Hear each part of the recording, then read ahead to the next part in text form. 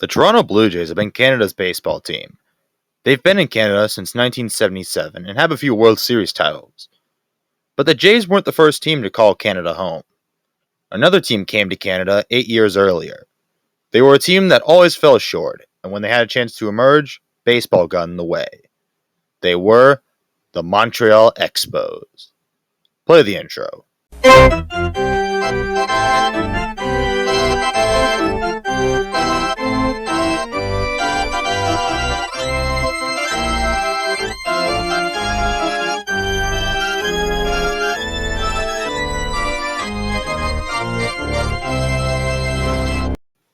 In 1969, Major League Baseball awarded 4 expansion teams, 2 to each league. In the American League were the Kansas City Royals and Seattle Pilots. In the National League were the San Diego Padres and the Montreal Expos. If you've seen my earlier videos on defunct teams, you know how the Expos started. Pretty bad. The Expos were usually stationed in 5th or 6th place in the NL East. In 1973, they got close to first place, but lost 10 out of their last 14 games to fall to 4th place. While the Expos were an expansion team that was figuring itself out, something big happened. The Expos finally got a real baseball stadium. In the beginning, Montreal played at Jerry Park, which was supposed to be a temporary home until a suitable stadium could be built. However, many delays and cost overruns caused the Expos to be stuck at Jerry Park longer than expected. In 1977, the Expos moved out of Jerry Park for one of the worst stadiums in sports, Olympic Stadium. The Expos were cycling between mediocrity and terrible, but they had upside.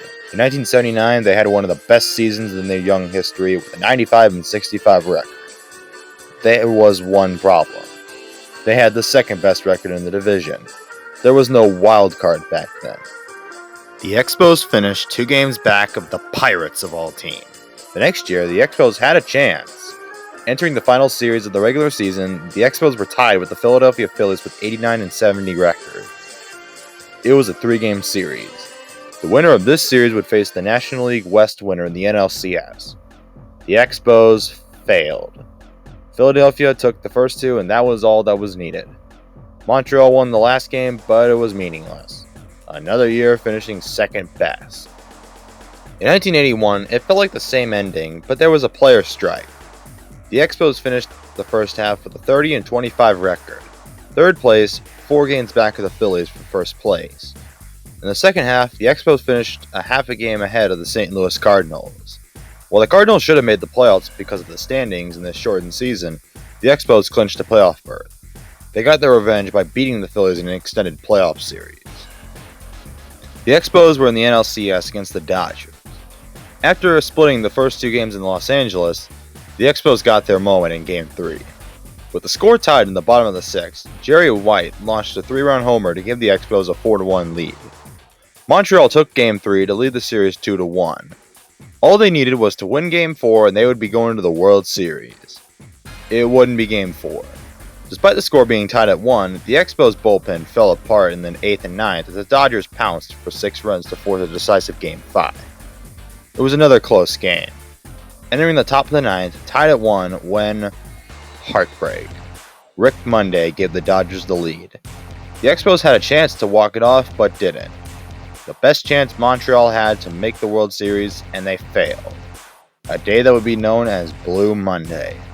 Yes, the game was played on a Monday. There were expectations for the Expos, but they underachieved.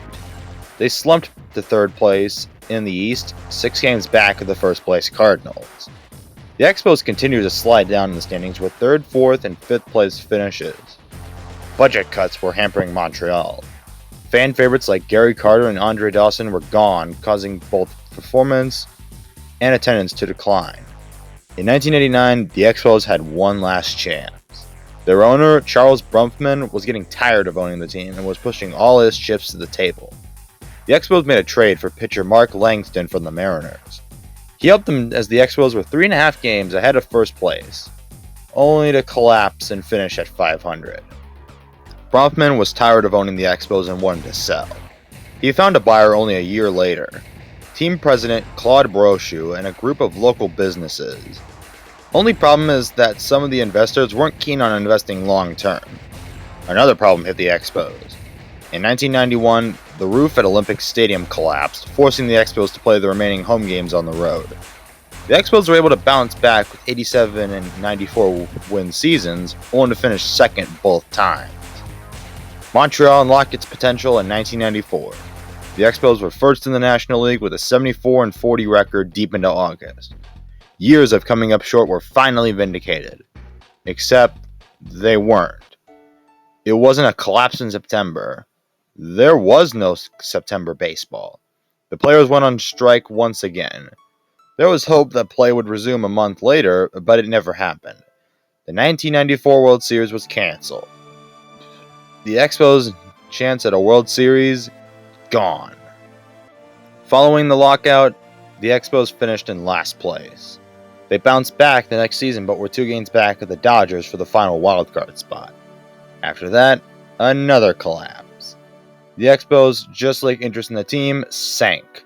On the financial side, Brochu was questioned as to whether he had the financial stability to keep the Expos in Montreal. He sold the team to art dealer Jeffrey Loria. Loria was thought to be the savior of the Expos. Besides ownership, another problem was on the Expos' doorstep: Olympic Stadium. It was one of the worst stadiums in sports. The Expos needed a new stadium to stay in Montreal.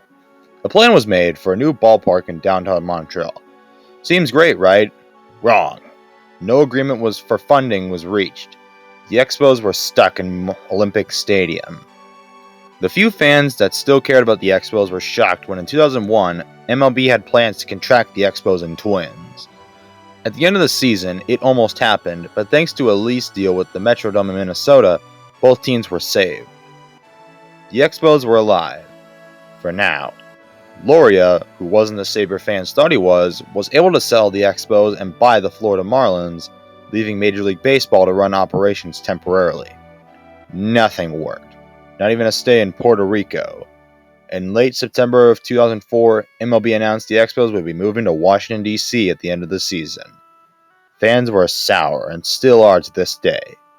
They watched bitterly as their Expos, who should have won a World Series a decade earlier, defected south as the Nationals.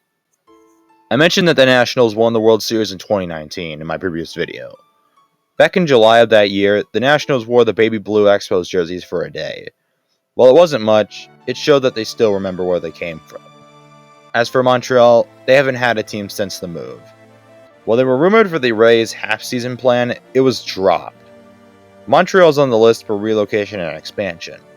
One problem must be addressed: a suitable stadium. The Olympic Stadium is a mess and needs to be replaced. While there are some ideas, there needs to be something concrete, and an ownership group needs to step up before we can see the return of the Expos. Thanks for watching. If you enjoyed, like, subscribe, and ring the bell. I'll see you in the next video.